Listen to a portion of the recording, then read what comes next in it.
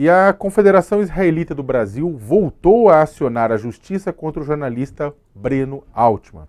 A entidade apresentou uma ação junto ao Tribunal Regional Federal da Terceira Região, em que acusa o jornalista de incitar uma caçada aos judeus.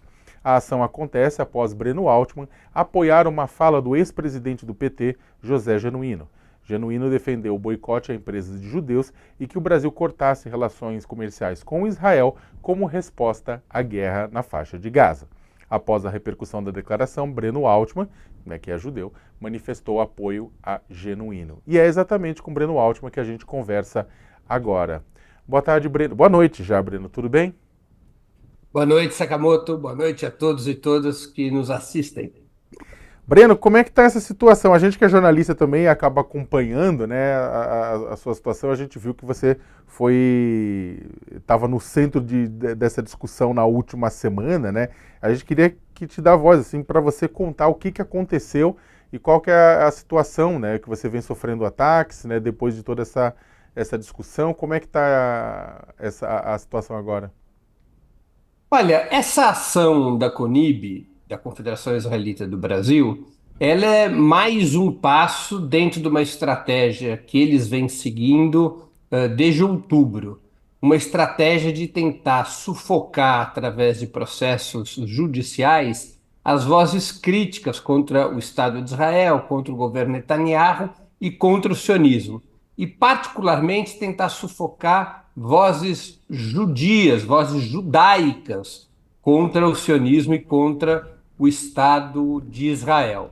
Não é uma novidade, essa é a estratégia que o sionismo segue no mundo inteiro, buscando neutralizar essas vozes críticas.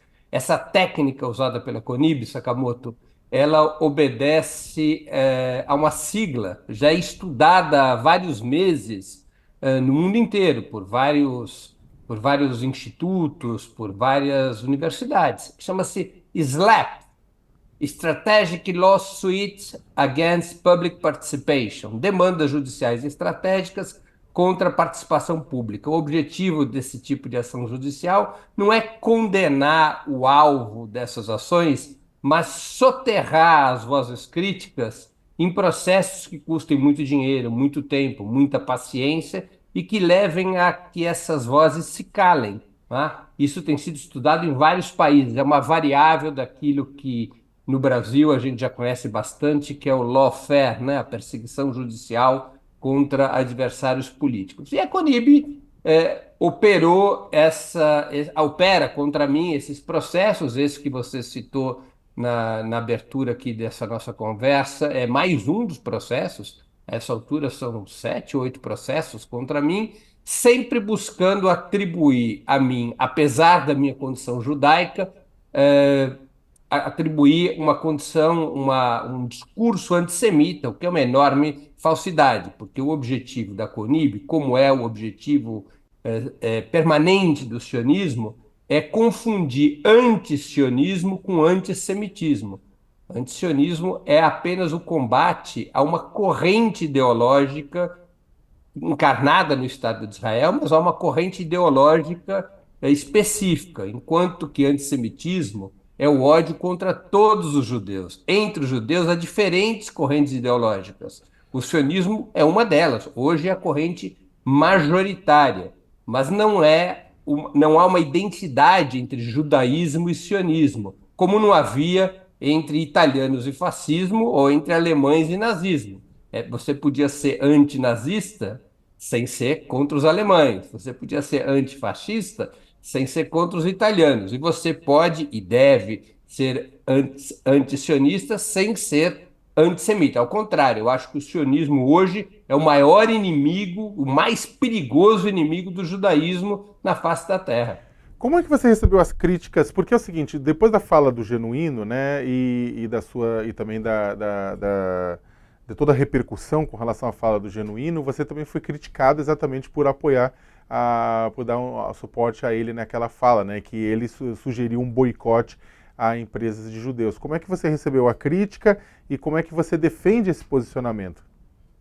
Bom, primeiro, a CONIB falsificou a declaração do Genuíno, recortando-a do seu contexto. O Genuíno se pronuncia a esse respeito, explicando o seu objetivo. E ele diz muito claramente que ele está se referindo a um boicote contra as empresas israelenses ou empresas que apoiem o regime sionista.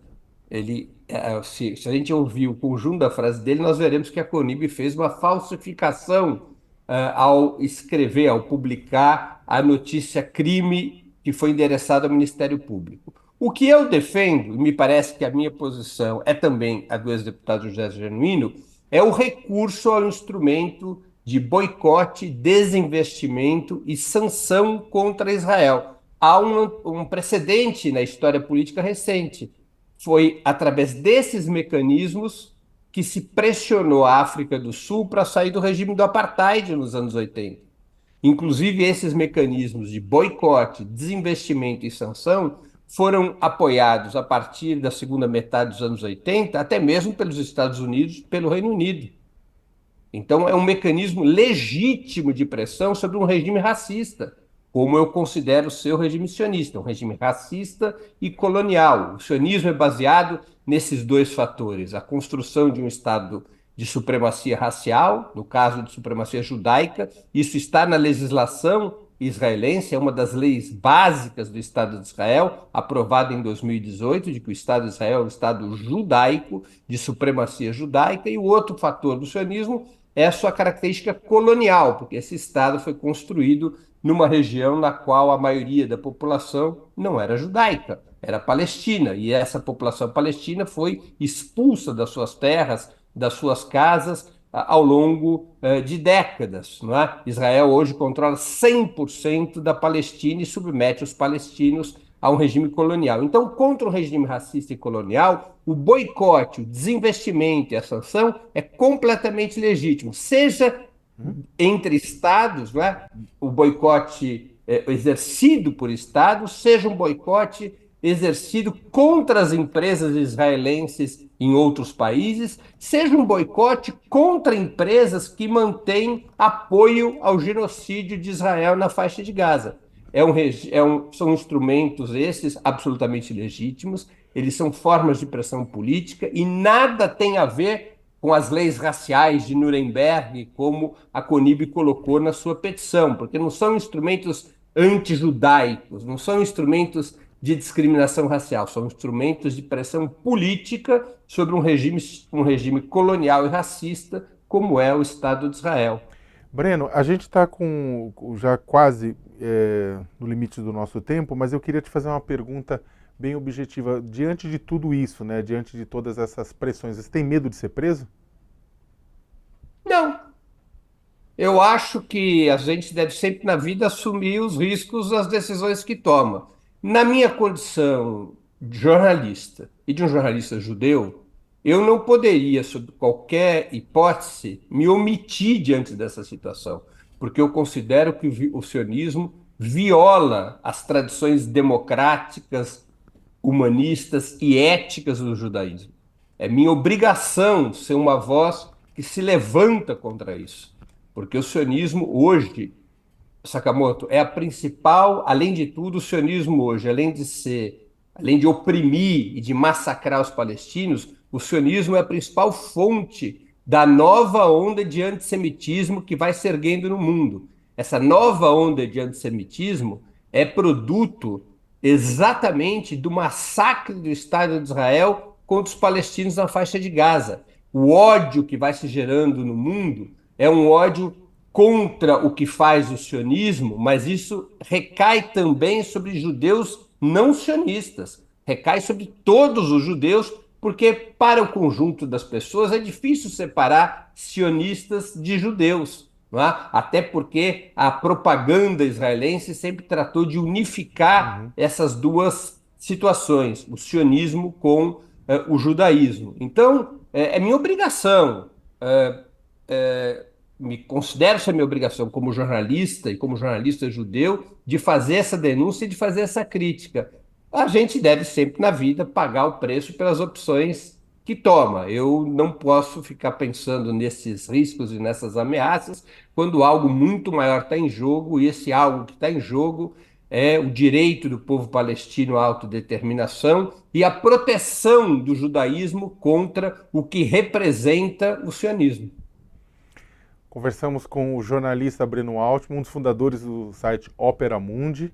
Né? Breno, muito obrigado por ter falado conosco agora no UOL News, na segunda edição, e boa sorte. A gente espera que isso não escale, né? Que a gente falou até do medo, do receio e da possibilidade desses pedidos de prisão contra você. A gente espera que isso não escale, até porque que isso fique no debate, né, público, né, e que não escale para uma questão além, né?